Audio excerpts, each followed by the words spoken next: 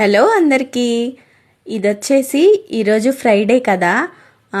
అయితే నిన్న మా వారు విజయవాడ వెళ్ళారనమాట. విజయవాడ కనకదుర్గమ్మ వారి టెంపుల్లో ఇప్పుడు చండీ యాగం నడుస్తుంది కదా. అంటే భవానీ మాలలు వేసుకున్న వాళ్ళు మాల విరమణ కూడా చేస్తారు ఈ 5 రోజులు. అయితే వాళ్ళు నిన్న అమ్మవారి కొండ చుట్టూ ప్రదక్షిణ చేసి మాల విరమణ చేయడానికి వెళ్ళారు. అయితే వాళ్ళతో మా సార్ కూడా వెళ్ళారనమాట. సో అమ్మవారి కొండ చుట్టూ ప్రదక్షిణ చేసి ఇవాళ ఎర్లీ మార్నింగ్ దర్శనం చేసుకొని వచ్చారనమాట. యాక్చువల్గా నేను వచ్చేసరికి లేట్ అయిపోతుంది అని అనుకున్నాను. నేను పూజ చేసుకోవడం కోసం అన్నీ రెడీ చేసుకున్నాను. మా వారు వచ్చారనమాట. నిజంగా అమ్మవారు ప్రసాదము అది తీసుకొని వచ్చారు కదా, నాకు చాలా హ్యాపీగా అనిపించింది.